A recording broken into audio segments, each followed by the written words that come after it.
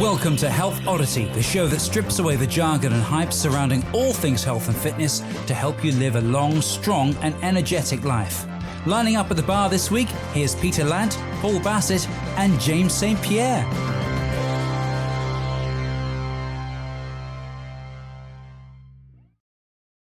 Hello and welcome to the Health Oddity podcast, episode 182. And we are joined by a very special guest today. And I have to say, I was training a client of mine, Edith, today, who is a proud Scottish lady. And I did say we're joined by another one of your compatriots this afternoon. And it's the second week in a row that we've had I don't think we had a Scot on, maybe ever, or certainly for a long time. And now we've got 2 weeks in a row. Is that right, Pete? You're kind of thinking. I'm just thinking, of our diversity numbers. So we need to get someone Welsh on now, don't we? Because we haven't had that, I don't think. So we've had James Brees is Welsh. We've had he is. He doesn't sound Welsh though. So we need to get he doesn't sound Welsh. And Phil McDougall. Yeah, but he doesn't. He's in California, isn't he? Plastic Welsh. Okay, so a couple of Scots in a row. Anyway, what we'll do, let me just introduce or welcome my usual co-host, Mr. Peter Lant. How are you doing, Pete? You all right? I'm doing very well. Yes. Walk Bath's going to go through this weekend. It'll go through £1,000 raised for shelter. So that's a little bit of a landmark. So I'm quite happy with that. So yeah. And I'm seeing that the numbers, it looks like the numbers are up this year as well from last year. It looks like you're regularly getting more people participating each week, it looks like. Yeah, we had 19 people about 3 weeks ago and then 17 people last weekend. The weekend before that I wasn't here. But there was about 11. But each time there's like 6 or 7 new people coming through. So the actual number of people coming through is growing, but the repeat is similar. So then once those people start coming back, I'm going to have a bit of a problem. Have you ever had over 20 yet on one? Not yet. No, so that'll be another landmark, won't it? Like you say, the £1,000 raised. But if you get a walk with like over 20, that'll be. But also, this is happening in January, February. So what's it going to be like? When the weather gets when it stops raining. Yeah. So it's quite scary, but it'll be a good problem to have because there's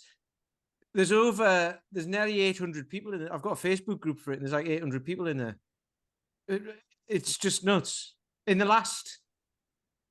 On Saturday, so what's it, Thursday now? On Saturday, there was 530 people. I was telling Sean as I was doing some stuff, I was like, oh, there's 500 odd people in here. And then by Tuesday, it was 730, and then now it's 800. So it's just, I don't know.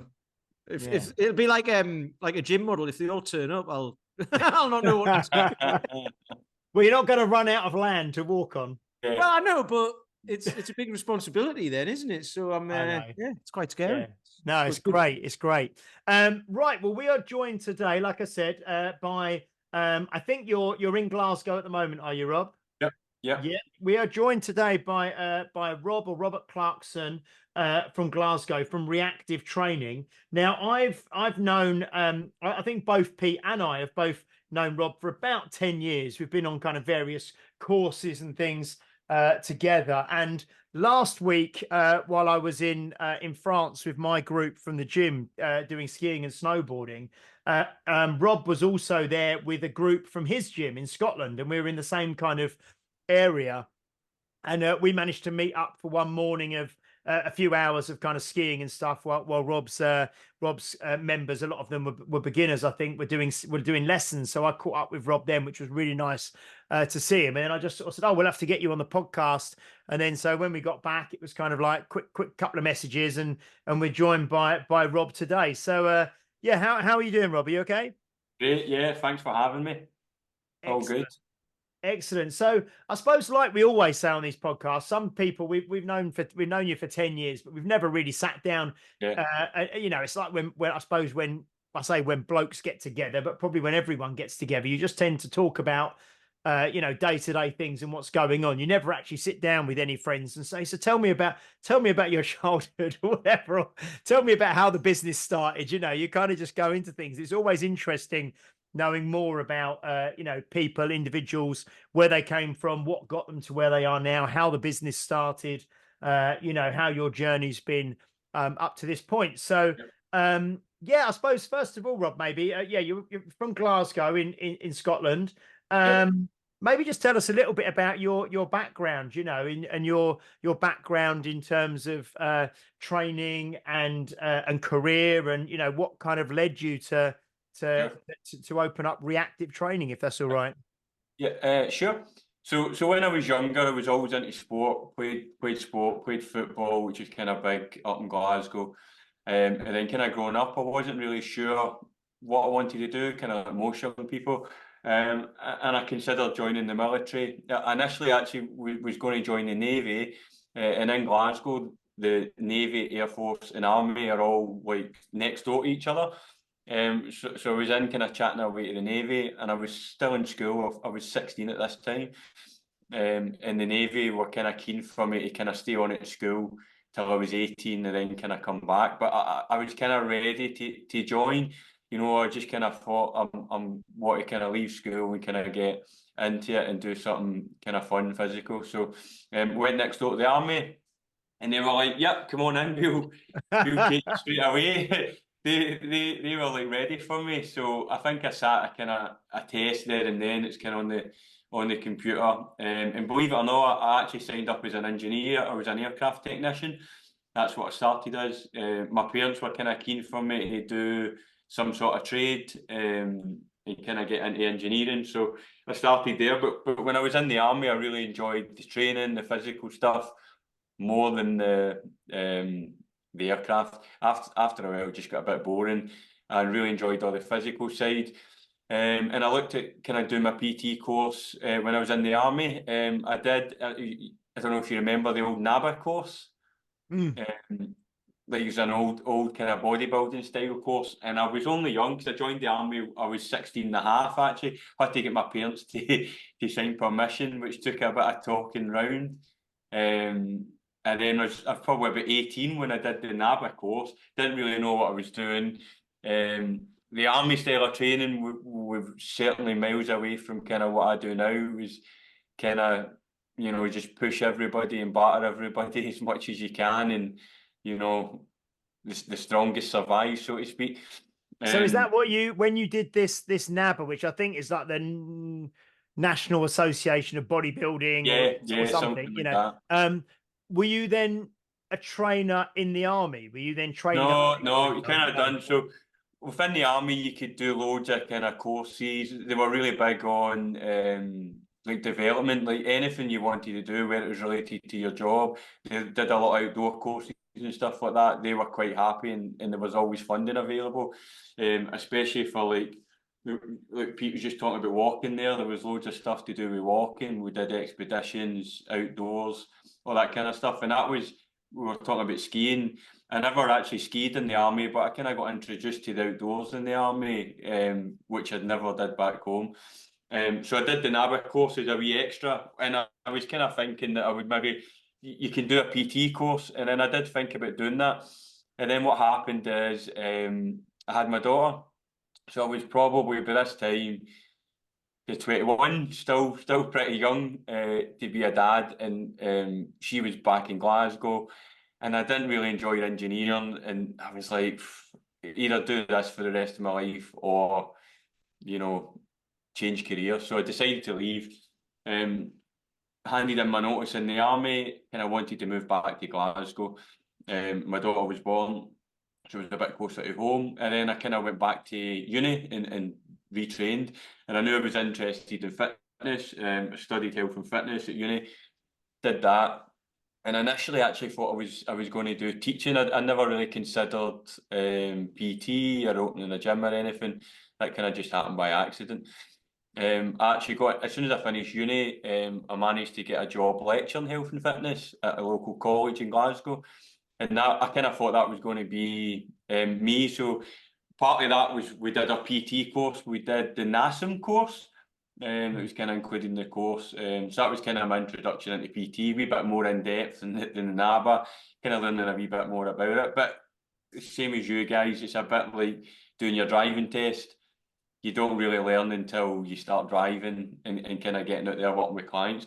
So I was teaching students, and part of the course, it was an HND in health and fitness. We also did a bit of sports coaching, and I was quite involved a lot in sports, especially football, did a lot of coaching there. And from there, actually, the age group of my colleagues in the college was a lot older than me, so I was probably mid-20s by this time. I'm 44 now, for kind of reference. So 20 odd years ago, and a lot of my colleagues were 50 plus, and they were looking for coaching, training, and it just kind of started by accident. Initially, some people would come and say, "Do you fancy doing a lunchtime class?" And it was mostly group training that I kind of did. And then it just grew arms and legs. I had 5 people, then 10 people, then 15 people, 20. And then, can you do an extra night? Can you do a third night? Can you do a fourth night? And initially I was just using the college gym, but as it started to grow, there's a wee bit of conflict of interest, and I didn't want to kind of cause any issues there, especially when you're kind of charging and kind of getting a business up and running while you're obviously getting paid to work there. So then I was looking at external venues. Initially, we started off, we were just renting space in another gym. That was how I got started. And then word of mouth, didn't know anything about marketing, didn't know anything about fitness. And still, it was kind of a hobby because I was still teaching full time. So still teaching fitness, working with clients, which was good. So kind of a wee bit experience to kind of pass on to the students when you were teaching them there. And then I started getting really into the education side and doing loads of courses. Did the Strong First course, did SFG1, SFG2, barbell course twice. I did that one. Did Dan John's course with you. I spent a fortune on courses, and I fell into that trap of feeling that I had to keep doing more courses and more courses, and that I felt like there was something I didn't know. And looking back now, I probably should have just spent a bit more time, implementing the stuff that I did learn on the initial courses. And I think as a new coach, it's easy. It's kind of hard when you start your own business and it's just you, so you don't really have any guidance. And most of the contact I was having with other coaches was on these courses, so I kind of enjoyed that. As well as the stuff you were learning on the course, you were interacting with other people who had gyms, who other coaches that worked in gyms, and learning. And that was how I was learning about marketing and how to get clients and how to keep clients, and how that worked. And then it just kind of grew and grew and grew to a point, probably. So you kind of started the business about 15 years ago. But I was holding on. I really enjoyed the teaching. I loved the teaching, and I was holding on, and it just eventually got to a point as the business started to grow. So we moved into the current facility, which is about 2,000 square feet. So it's a fair size. We moved into that about 8 years ago, and as that started to grow, I started giving up initially a day's teaching, then 2 days teaching. But the more days teaching I gave up, the harder the teaching became, because you were kind of out of the loop. So the last year of teaching, I was only doing 1 day a week, but I was still kind of working full time in the business, doing the marketing. I had a couple of coaches helping with the hands-on stuff, but yourself from the gym, there's so many behind the scenes stuff, checking in with clients, marketing, all the stuff that goes with running a business. And then I was trying to teach as well. And then the hard thing about doing 1 day a week is it was a full week before you seen the students again, where if you're in more, you can see them every day, and if there's any issues, you can keep it going. So eventually the college were offering voluntary redundancy, and I put in for that, and I was lucky to get it. So it worked out quite well. So I get a wee bit of money for leaving teaching, and then I've been full time at the gym probably 2.5, 3 years now. Which is good. And there's been ups and downs. COVID happened not long after I was just about to give up the I had that safety blanket of the teaching, and I probably could have just went full time with the gym years and years ago, but I thought, a wee safety blanket, and then COVID happened, and I was like, oh shit, what's going to happen here? It was really good, and I think much like your gym, James, we've got a brilliant community. It's not just a normal gym. Like, not many gyms, you go ski trips with your members. We do loads of things away from the gym. And although we closed over COVID, everybody, stuck by the gym, kept paying their memberships. We did a wee bit of Zoom stuff, but we had loads of members that never even did any Zoom, and they were still paying, and that kind of allowed us to keep the gym open. And then since we opened back up, we've just kind of been growing and growing and growing, and things are going well. Probably at the point now, and I said that to you when we were away, maybe looking for a bigger place, but that comes with its challenges as well. Yeah. So I mean, there's so much ground there to cover that you've just kind of explained, the whole journey really. In terms of reactive training, I mean, maybe has it always been called reactive training? Did you call it reactive training from the start? And what was the kind of thinking behind that? What does that represent to you? Sure. It's actually quite like the way it's worked out really well. But initially, it was really looking for a name. Like, we were looking for, I say we, but it was me. I was looking for a name that you could get an Instagram handle, a Facebook handle that nobody else had. And we were searching and looking for different names. Initially, it was Reactive PT. And then, because it was just me and I was just doing PT and working in basically the college gym in there. And then as we started going to a gym, it just evolved into reactive training. And where it kind of fits in is a lot of our members generally don't have much experience of training, especially functional strength training. They've maybe did some classes, a wee bit of cardio, they've maybe did, some diets and stuff. And it is, rather than being proactive, someone who's maybe starting from a young age and, they're getting ahead of the game. A lot of our guys are coming with bad habits, and we are reacting and kind of helping them kind of change that and kind of change their life. And probably the majority of our membership would definitely be over 30. We do have some younger members, but the majority, we have a lot of members in their 50s, 60s, 80s. We've got a couple of members in their 80s. So yeah, it kind of fits into what we do now. Yeah, so I suppose it's a lot of the people that we talk to on the podcast, and a lot of the guests that we have is people who maybe come to training or fitness a bit later in life, and even like yourself, Pete, wasn't it? You were like what, mid-30s when you kind of when I was old when I did my SFG1, I was 37. Yeah, I remember chatting to you. I think you were in my group, and I remember chatting to you. And you were still fairly you were just kind of getting into kind of similar time as me as well. Yeah. Yeah, I remember that, and it was really scary because I think it was a year after I'd been made redundant, and I became a PT in the January. And then I was there in the November with you, and then it was like surrounded by all these people who seemed to know what they were doing. It's just like I remember I was much the same. I kind of signed up for it, not really knowing much about it or what I was letting myself in for, and I got a bit of a shock when I did the weekend, especially things like the snatch test and that. Yeah, I was like, I remember not long before that I went. So there's a place up here called Strength Shop. They do a lot of kettlebells and weights. And I've bought. They're amazing, by the way. Yeah, they've got some good stuff.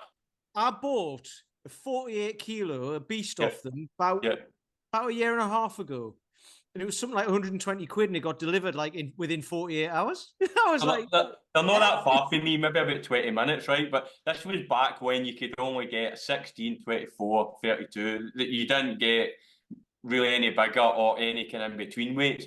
But I remember going to pick them up, and I struggled to get the 32 in the car. I was like, who the hell uses this? I was thinking like world's strongest man and thing. I'm like, who uses this weight? And then I went down to the setup, and like loads of people were using it, and I'm like, oh, I kind of felt a wee bit out of my depth. just because I was unprepared and I didn't really know what I was doing. It was a bit of a wake-up call.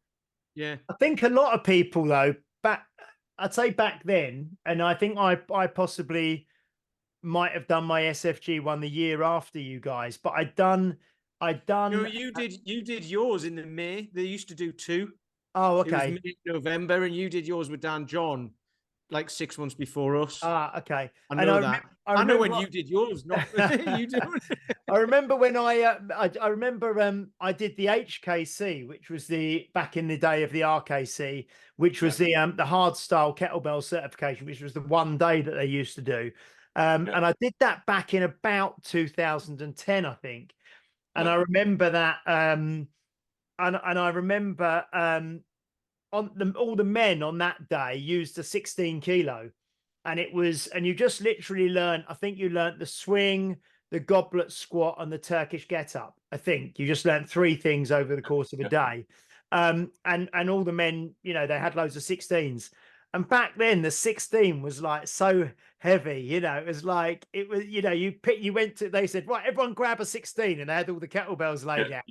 And you walked over and you picked it up and you thought, God, what am I going to be able to do? Because that was sort of like, you didn't really train for that one. That was more like you turned up and you got taught. So most people had hardly.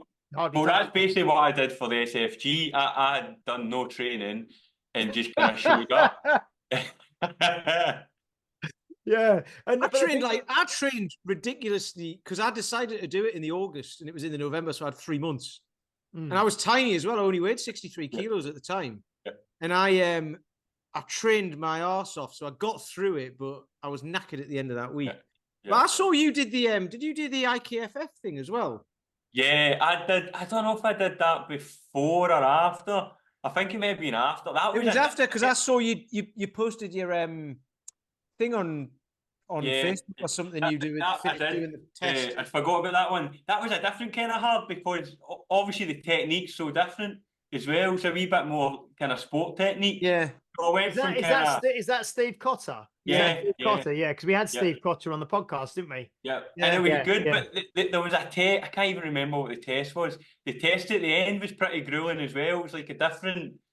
I know what it is, because there's a guy who I was training online called Bernard who who wanted to be able to do it. 20 kilo, wasn't it? It's 20 kilo, but I'm sure it's 20 kilo, the test. Yeah, it's 100 hand-to-hand swings. Yeah. Then it's something like 16 presses each side. Then it's like 30 half snatches each side or something. And then you do a bunch of squats, 30 goblets. Yeah, and you're not allowed to put the bell down. It's like continuous. But you've got to do it at a certain cadence. Yeah, certain cadence. And I'm sure it's like 10 minutes or something. There's a time limit for it as well. Again, I didn't know what I was doing for that one. But I was always like, do you know what? I wasn't scared of failing. And I always thought, at the very worst, I'm going to learn on this course and I'll implement it. And if I need to reset it, then I'll reset it, rather than no going. And I got loads out of every course I've done. I've got loads out of. I've got a question for you, but before I say it, at one point, I remember seeing you, because you were on Facebook quite a lot, as we all were at the time, and maybe it's not as much now, sort of thing. But you just were on courses, or you were talking about it earlier, and I was like, "Yeah, he goes to loads of these things." Yeah. But didn't you do you did an endurance thing, didn't you? You were in the paper for it. I did actually. What was that? So that was a good few years back. I was 1,000 miles in the year. That was running, yeah. I used to always kind of like try and set myself challenges, and 1 year I was like looking for something to do, and this thing popped up online, and it was called the 1,000-mile challenge. So you had a year to do 1,000 miles, and you recorded it. I think I used Strava, and it would link up to the guy who was running the course. And what I also did is each month I booked like a couple of different running events, just to kind of like small goals to get me to the big goal. But and I ran a marathon that year. That was my first ever marathon. And in hindsight, I probably did too much, overtrained. Didn't know what I know now. I went from not really much running because I was, you know what it's like. Sometimes you go down a rabbit hole, and I was right into the strength. So I hadn't really ran since I was playing football, so that was kind of why I wanted to get back into it. So I went from kind of zero running to, I think it worked out roughly, it was about 3 miles a day you had to do.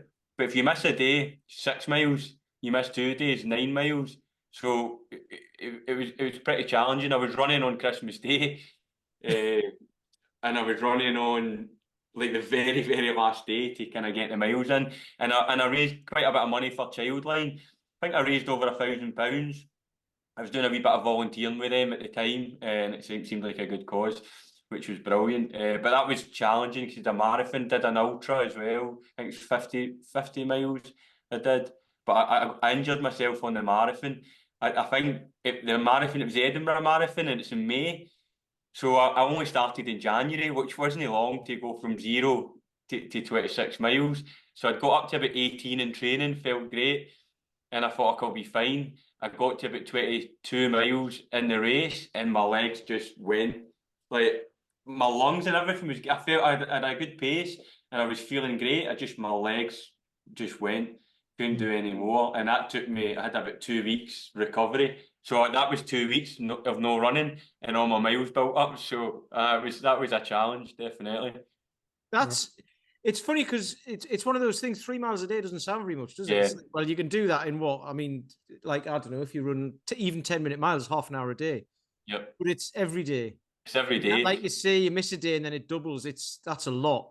Because I was just thinking, like, 1,000 miles over a year doesn't sound that much. I worked out 19 miles a week, but when you put it like that, I'm like, yeah, that's sod that. Yeah, it's the recovery. And if when you're doing events, probably if I never added in the events, that so if you're doing 26 miles, you need a few days off, but then you still, do you know what I mean? If I never had the events, I probably would have done it smarter. Have you ever heard of the Marcophone? No. So it's this thing. We did it this year with our members, and it was pretty cool. It started, I don't know, maybe about 10 years ago. And it's kind of a Glasgow thing, but it's expanded, and it's a guy called Marco who came up with it. And you run 5 kilometres every day in December, or 25 minutes, whatever comes first. And it has to be kind of outside in the elements. Obviously, December's a bit of a rubbish month for the weather, especially up here. So we did it with a member. We've been trying to do it for the last couple of years. But obviously, you were mentioning Hryrox, which involves running. So we've kind of got the members into the idea of running, and we did it in December. And that's a challenge, 5K every day in December, especially with the weather. That was quite tough for our guys. Yeah. So yeah, you just mentioned Hryrox there, and I saw on your website and your Instagram and things that I think you're like I don't know if it's like an affiliated facility or something like that. So, and we have spoke to a number of people, haven't we, Pete, over the last it seems really over the last couple of months. Everyone's doing Hryrox. Everyone's they are. So, we had a lady at the gym, Laura, who was in earlier, who just did I think it was a couple of weeks ago in Manchester, and then she's going over I'll meet some guys there. Yeah, and then she's going over to Malaga, and then there's a group of them from the gym doing the one in London, I think in May, around May 4th. Yep. So how did you get involved in that, and what does being like a Hryrox sort of affiliated facility, what does that mean, and what do you do for that?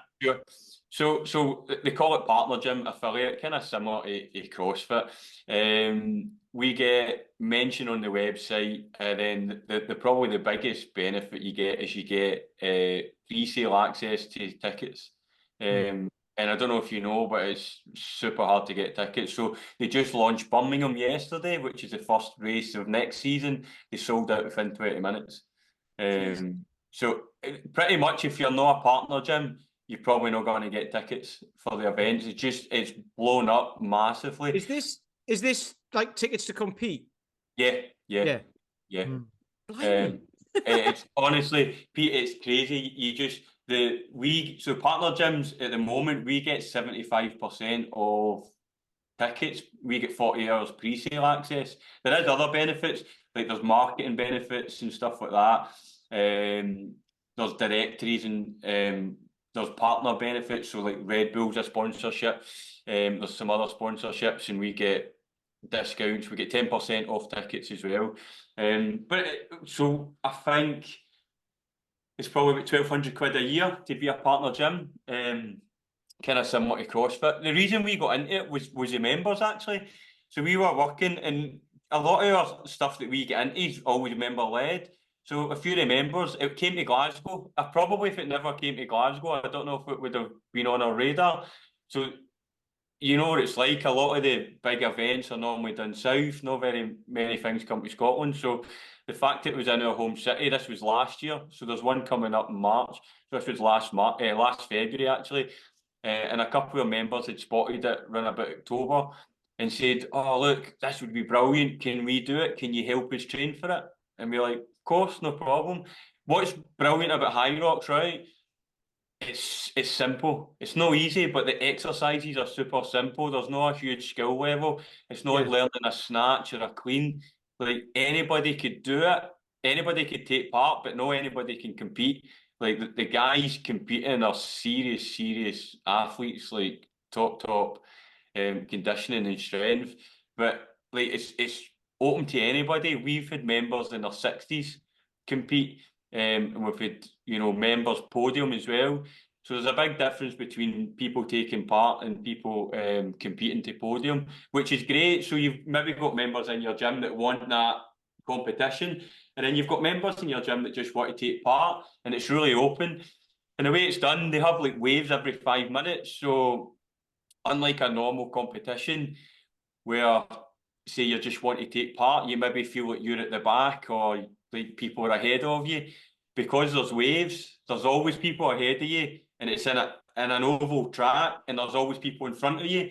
So you don't really know where you are unless you're competing and you're timing everything. So the athletes who are competing know, but for everybody else, it just feels like a bit of fun. They've got DJs playing, music playing. There's some atmosphere. It is absolutely bouncing.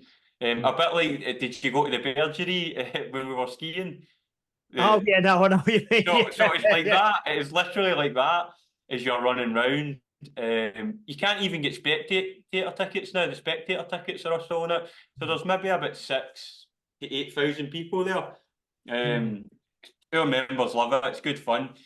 There's one coming up in Glasgow in March, and we've got between 40 and 50 taking part. So each one we're kind of getting more people taking part, and it's just something that they want to train for.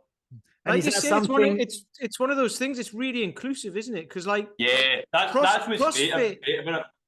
CrossFit was kind of, like turn up and you'll be doing Olympic lifting for reps and stuff like that. But people could still come along to the gyms and start from the beginning and all of that, because it got a bad name for like getting grannies to do stupid things, wasn't it? It's like, no, that doesn't happen, or it does in some, but I think that's the big difference between CrossFit. Like, you need to be a serious athlete to be competing, and a lot of the exercise is really technical, like clean and jerk, snatches. You can't just do that, within a few months of joining a gym, not at a competitive level. Anybody could walk straight into a Hryrox, like, and go at their own pace. Like the running side, you can walk, you can jog, you can run a little bit. Ski erg, pretty easy. You're not going to hurt yourself. The row, farmers carries, sled push, sled pull, burpee. There's nothing that you're going to hurt yourself on, even if you're not quite got the technique nailed. Obviously, we're trying to focus on people doing it well, but it's very, very inclusive, and people can get involved. And it's like the way they do it as well. You can do it individually, partners or relay. So there's an entry point. Singles, you're doing the full thing yourself. Partners, you're splitting the work. And then the relay team, you're only doing a quarter of the work as well. So there's always an entry point for everyone. You see, this is what, to me, I don't know that much about it, but the more I hear about it, the more I think it's like, it's so simple. So simple. Simple. But there's loads of options as well. So it doesn't matter who you are, there's an option for you. Yeah. So it's like, it's quite narrow, but it's also quite wide as well, if that makes sense. Absolutely. You know what I mean? So it's like, that's just like perfect marketing right there. You were saying you didn't know much about marketing. Well, look, keep it simple. Get people to enjoy it and give them options. It's really blown up. Like, it's getting to the point now. like they're actually it's like concert tickets. People are reselling them and stuff. Oh, there'll be a scandal. There's a scandal coming, obviously. Yeah, there was a bit of a scandal with the Birmingham one because the general sale, they only got 25%, and there was a lot of people missed out on tickets, and they were complaining about affiliate gyms like sharing codes and stuff like that. So there's been a bit of an issue within the community. But and do you normally take part in that as well? Do you normally take part? Yeah, so I've done a few. Yeah. Like I've got another coach. We'll sometimes jump in with members if we don't have a partner. I've did the relay, I've did the double. They have a pro level as well, which is heavier weight. So they have open, which the weights are a bit like most people could do. Then they have a pro level, and the guys competing at pro are competing for money. I think the prize money was like 10, 15 grand for the winner. And they've got kind of heats and stuff like that. And you get pro doubles, pro singles. Those weights are like the sled push, 202 kilos, sled pull, 152 kilos. So it's decent weights. Farmers carry 232s for the pro. Lunges, 30 kilo lunges, but there's 100 metres, there's a fair distance. Trying to think what else the difference from the pro. Yeah, that's pretty much it in terms of the weights. Obviously ski, row, the running, all that's the same as well. So when you get drawn into it, like say a gym member hasn't got a partner, and they're like, yeah, we'll get Rob involved because like, you know, he runs the gym. Is that how much pressure is that on you to? It depends who ropes me in. So this one coming up in Glasgow, I'm doing the pro doubles, which is the heavier weights. So I'm like, oh, I've not done the pro yet. I've did the kind of open. So normally sled push to 152, the sled pulls 102, I think. So there's a big jump from 152 to 200 odd kilos, and the carpets are super sticky. So yeah, we've not even kind of practiced that yet. So who knows how we're going to get on? But the guy I'm taking part with, he's a bit stronger than me, so I hope he's going to take up the slack on the kind of stronger stuff. I've got a theory behind sticky carpets, and I didn't even know this was a thing when you said it. But I used to work for a German firm, right? Yeah. And whenever some of the Germans would come over, if we went out for a drink and that, they'd be like, "Why do English pubs have carpets?" They couldn't understand it. Like, you're spilling beer all over them and everything. You want a wooden floor and you can clean it, or a stone floor. So that's probably because isn't Hryrox German? It is, isn't it? Yeah, it's German. So there you go. They've stuck sticky carpets. That's probably only on this landmass. So in terms of the kind of the setup at Reactive Training, I mean, what is the way it works? Is it one-to-one training? Is it group training? Is it large group training, small group training, semi-private training? You know, what's the kind of model that you use for larger group training?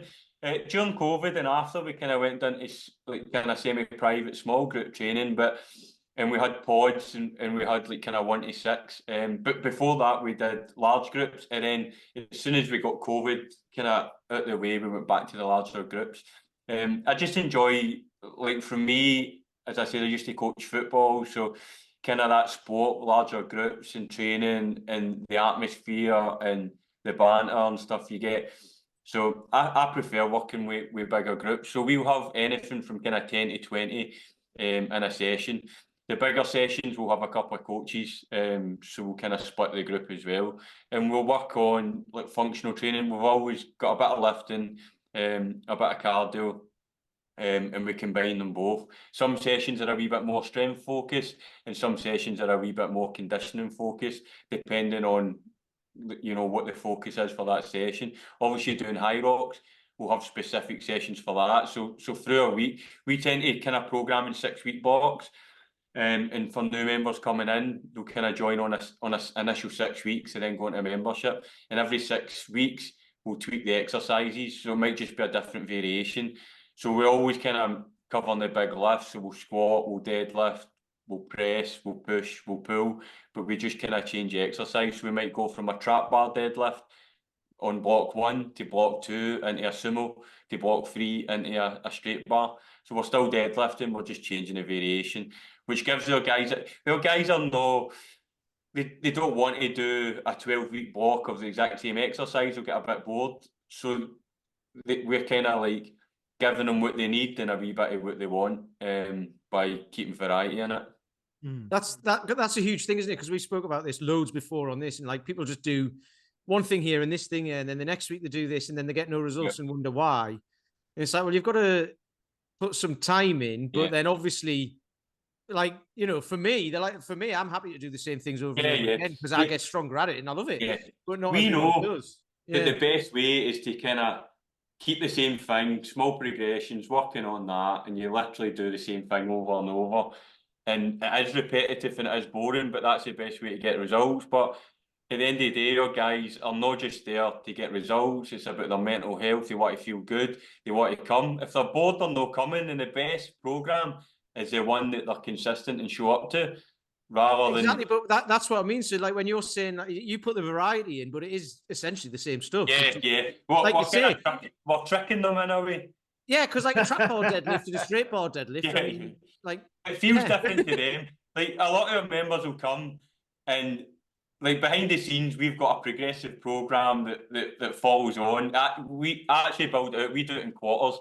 So quarter 1, quarter 2, quarter 3, quarter 4. It's all programmed out, each walk. But they'll come and every session will feel a bit different to them, which is what they want. No, it's great. I think that's when we've had I can't remember, we spoke about this a few weeks back where I was running a kind of strength program, which was 7 weeks. And I know that if they were to do it for 10 or 12 or 14 weeks, it would actually be, like you say, it would be more optimal for increasing strength. And so, but we usually run it because 7 weeks was kind of like that sweet spot, I suppose, where people would, you know, they'd see some progress. They wouldn't, you know, they'd kind of be ready for a bit of a change. But what's been really good recently is people have asked now to do like a 7-week block and then like a mini kind of test week and then repeat the same 7 weeks again. Because they know, well, actually, I'm getting stronger. So I think because we've got a lot of people who've been with us for a lot of years now, they make it, when I ask for feedback, they actually say, oh, I'd actually rather do this for 14 weeks now because I know I'm going to get better. And obviously, like you said, people train for lots of different reasons, don't they? And one of the reasons, obviously, which we'll get to maybe in a minute with your gym as well, is the the community, the social aspect and the friendship. And so they turn up for a session and it's not just about, is this session absolutely optimal towards a certain goal? It's like, I'm turning up, I'm meeting friends, I'm having a bit of fun. It's getting me out of the house. I'm, feeling stronger. I'm feeling more confident and all the rest of it. So in terms of, we touched on it right at the start in the kind of intro. Last week, you had your first ski trip away with I think there was 12 of you went. How did that come about, and how did it go? Just have a chat around that. Sure. So we've always did loads of, and I think I mentioned this was a way, loads of external events. In the summer we'll go walking, we'll have nights out. We've did loads of different events like Hryrox, we've did Tough Mudder.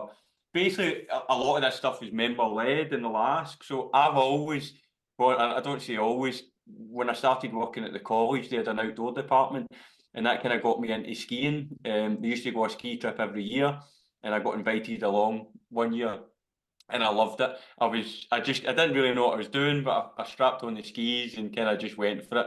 And just being out in the mountains and like, it's just such a brilliant thing, and it's one of those things growing up I never got exposed to. Not many people from the East End of Glasgow get to go skiing. Even at the school trips, you went up north if you were lucky. You didn't get to go to France or Italy or anything like that. So being exposed to that, I was probably early 30s. Loved it, and then I took my daughter. My daughter's 21, so started taking her when she was really young. And we went every year. We normally used to go to New Year because she was off school, and we just made it an annual trip. And it was just such a good thing. And then my girlfriend, we decided, look, let's go. That was her first trip last year, and she really loved it. And then we thought this would be great, like for the gym members, and we just put it out to the guys, look, thinking about possibly doing a gym ski trip, how many people would be interested, and we got a good response. So we 12 people, like we opened it up to partners as well. So if you want to come and bring your partner, one of your members, Sandra, who's 60, she brought her 2 boys who were in their 20s. So we do a lot of things, and families can come and partners can come as well. So to get 12 people for the first trip, I was, delighted. I thought it was great. And only 2 or 3 out of them had ever been, skiing abroad. A couple of people maybe did the dry slope or whatever, but nobody had been abroad before, and everybody loved it. It was just such a good trip, really, really good. And we're already thinking about next year and try to kind of do that. But as I said, we've did loads of residential stuff before. We've did like outdoor stuff. We've did walks, multi-day walks. We did we spoke about going to do the West Highland Way. We did the Great Glen Way 2 years ago, which was like a multi-day trip. It was like 50 miles over 2 days, and we stayed in a hostel, and it's just brilliant. See, when you're doing that kind of stuff, members get to know each other, you get to know them a bit better. You were saying, Peter, about your own walking and kind of doing that. It's brilliant, getting outdoors. It's just so different from being in the gym. I mean, that sort of, the skiing and everything is obviously is great, and you get to know each other and stuff. But even just honestly, just going for a walk. The amount of people we have on here who, and I listened to, there was a guy on the Art of Manliness podcast, which someone put me on, who just talked about NEAT, and basically just like go for a walk. And it's like, it's I love it. Which is why I'm doing that around here, to just get people out of the front door, because everyone's on Zoom now. Well, we try to encourage them to do stuff. So a lot of our members come and they've maybe got bad habits, and they maybe come from a background, they go to the pub at the weekends and they're not very active, and then they maybe don't know anybody that does outdoor stuff and they'd like to try it. So giving them these opportunities. So we generally do a lot of our walk in the summer. Where we are, we're only an hour or 2 away from Glencoe. There's loads of main roads around a bit. We've got Loch Lomond, we've did paddle boarding, we've did, rafting, we've did, what else do we do? Paintballing, like loads of stuff that you can do that's active, that's fun. Bike rides, we did a couple of bike rides around Loch Lomond as well, Loch Katrine. I think we had about 40 members all cycling around Loch Katrine, which is a fair distance. We hired the bikes up there as well, and it opens just up new things for your members that they maybe wouldn't do. It's teaching them good habits, to realise that actually you can be a wee bit more active away from the gym. I love it. It's brilliant, absolutely brilliant. So you think that there'll definitely be another ski trip in 2020? Oh yeah. Well, I've got the details from you, and I've contacted them and asked for some quotes. One of the issues we have is the flights up here are a bit harder, so they don't really come out to March. Like EasyJet and stuff don't release their flights for Glasgow and Edinburgh till March. So it's quite hard to get a price including flights, unless we want to go like via Gatwick, via Manchester or something. So we probably need to wait to March before we can kind of get something locked in. Yeah, we usually, this is a bit detailed for the podcast, but it's interesting for me and you, so I'll just make it brief. But we kind of use like I suppose he's kind of like a broker, like an agent and I usually just phone him and say, right, we've got 14 people or 16 people. This is the week. What options have you got? So what I'll do after this, I'll pass you his details. And he just literally scours everywhere and just gives me like loads of options. So no, that'll be good. No, that'll be good. He sounds like a comparison website. But he's kind of like, it probably is, it's one of these, these people for holidays, but you just say kind of what you're after, and then he'll just, because I don't have time to sort of sit and be looking for ages, and he'll just come to me and say, well, look, and if you can do it, we always do it where, we get the flights, the transfers, the fully catered chalet, all just in, and it's that's good. what we did there, and it just makes it easier for people to budget, because it is expensive to go away, especially if people have never done it before, and they're maybe used to go on a summer holiday. So we kind of want to give them like a really good value for money option, but it's all inclusive. Pete, you fancy the skiing or boarding yourself? Do you know what? I used to go snowboarding quite a lot in a former life, because I had family in Whistler. Yeah. So we used to go there all the time. And when I was learning to board, the first year I went, it was the snow was crap, and I was learning on like blue ice, and it really hurt. Yeah. But then afterwards, like we were there one year and there was some good snow, and it was dead easy because I used to skateboard when I was a kid as well, so it was dead easy. So yeah, I might do. I'd imagine you'd be quite good at boarding. 'Cause you're quite compact, aren't you? Do you know what I mean? Like it's it's quite low to the ground. No, you know what I mean? I've got really long arms and long legs and that, and I'm really gangly, you know what I mean?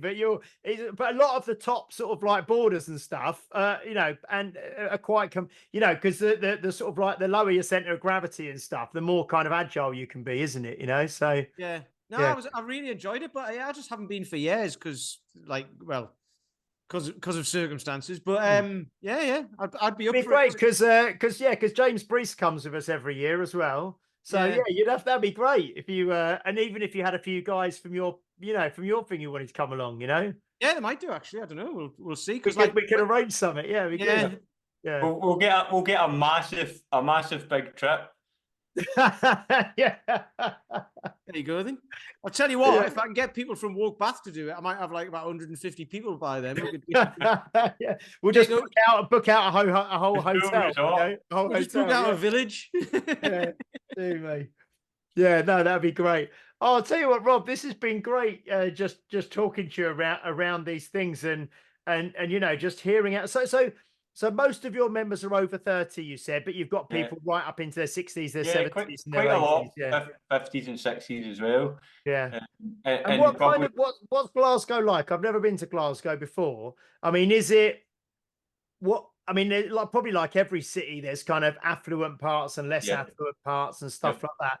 Where are you kind of based in the city? Have you got people who, is there money around where you are, or are you quite affordable for? I mean, I don't really know much about the job. Yeah. Probably a mixture. So where we're kind of like, I don't know if you know Glasgow at all, but we're right next to Celtic Park, which is kind of classed as the east, but we're right on kind of the border of the south as well. So generally, the kind of south is not in terms of the most expensive area, but it's kind of getting there. The West End seems to be the kind of area of the city where it's a wee bit more affluent. In the East End, kind of working class and stuff like that as well. So we've got a big kind of catchment area, and we've got people from all areas of the city that come. And like price wise, we've recently upped our prices. So we're a wee bit different. When we first started, it was probably undercharging as well, but just as you start to grow and what you're offering, and we have sessions on almost every day, other than a Friday is the only day we don't have sessions. So the amount of sessions we've got and the coaching and the nutrition and everything that we've got, I wouldn't say we're the cheapest, but we're not the most expensive. So our membership's like $196 a month. And that's unlimited. They can come along, and that includes nutrition coaching as well. And a lot of our guys are looking for nutrition coaching. So it's like just under 50 quid a week. And we always say to our guys, you need to be coming at least 3 times a week. You can come more. We've got some people come 5 times a week, but kind of 3 times is a sweet spot for us. And if you're coming 3 times a week, you're getting really good value for your membership.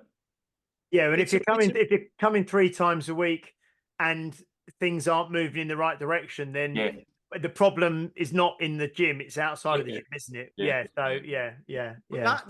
That's great as well, because people might look at gym membership being like, well, it's like 40 quid a month, and it's like, but in your place you get coaching, you get all of that, you get the nutrition coaching and everything, and that'll end up costing you 500-600 quid a month if you don't do personal training.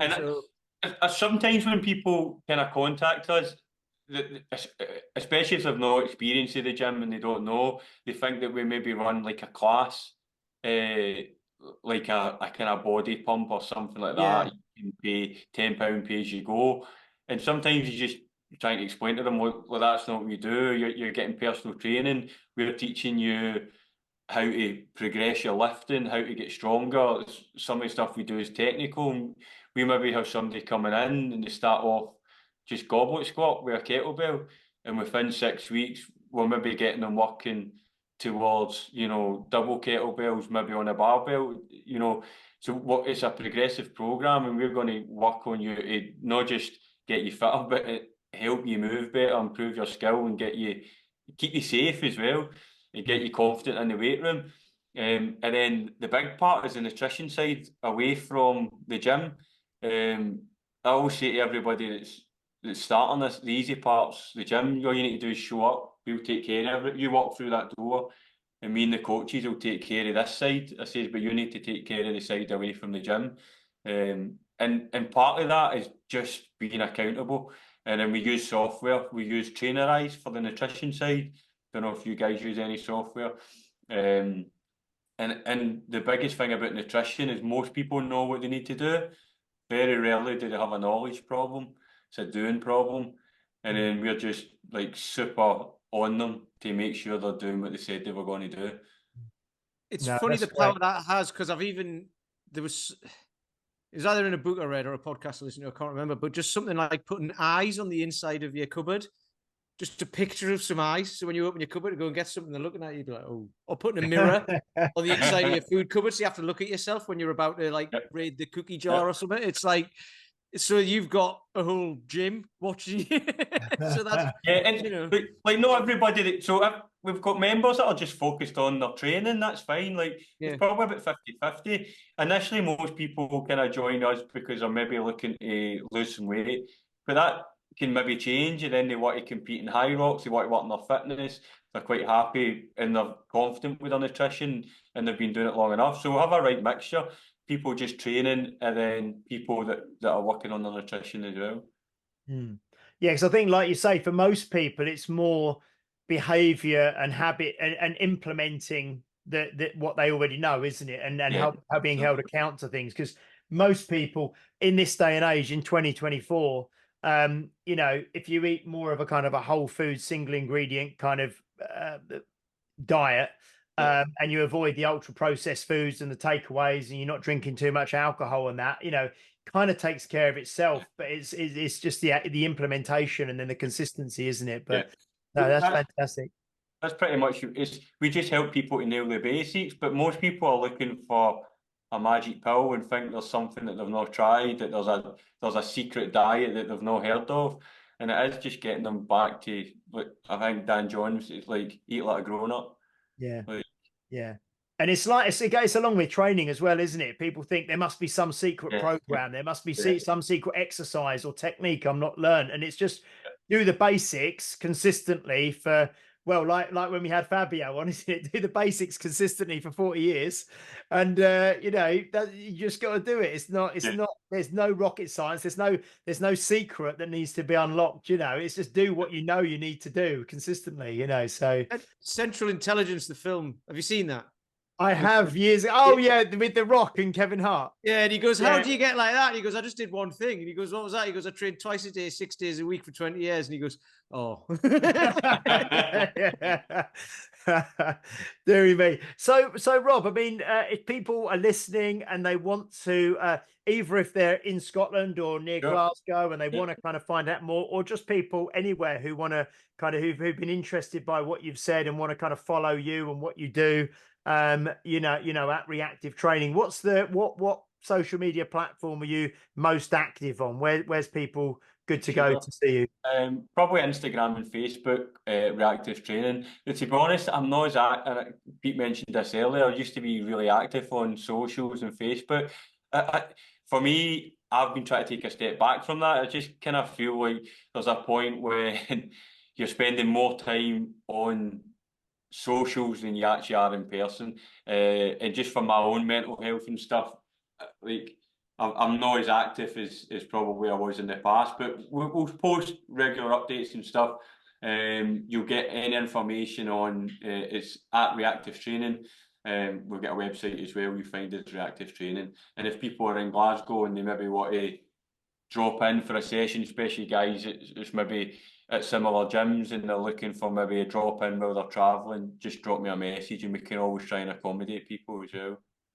Brilliant. No, fantastic. Yeah, I think that's really wise actually, in terms of, when I go away, I always leave my phone in this country, but I do probably spend more time on social media than I'd like. But I think you kind of get trapped. You get almost you almost kind of get trapped when you're doing it for business, don't you? You kind of get trapped into being on it, and we obviously are on it for the podcast as well and stuff like that. So yeah, it's I think that's a healthy thing that you're doing, kind of maybe limiting yourself a bit. Is very good. Pete, as we wrap up, have you anything you'd like to any final thoughts or anything you'd like to say as we kind of wrap this one up? No, I think that's great. We've covered quite a lot of stuff. It's just been good to chat to Rob because I haven't seen him for like it's like been 9 years or something. But no, it's just been good to catch up. Actually, just to hear everything that's been going on because because I remember like you say, it used to be all over social media, and you had that smaller place and the people you were working with, and it was quite a small. You had like graffiti on the wall in the background and stuff. Yeah, had all that. Yeah, and it's just good to hear that you've gone bigger and you're looking to go bigger as well, which is great. Yeah. I think it was exactly a week ago today that we were sitting on a chairlift together in France. I think it was last Thursday, maybe last Wednesday or last Thursday. Yeah, so that was a week ago. So it's not that long since I've seen you, but no, it's great to talk to talk fully, Rob, on here. And thank you so much for coming on, mate. It's been an absolute pleasure for you. Thanks for having sharing. me. Yeah, sharing your story and sharing, and hopefully people will get onto that reactive training on Instagram and give you a follow.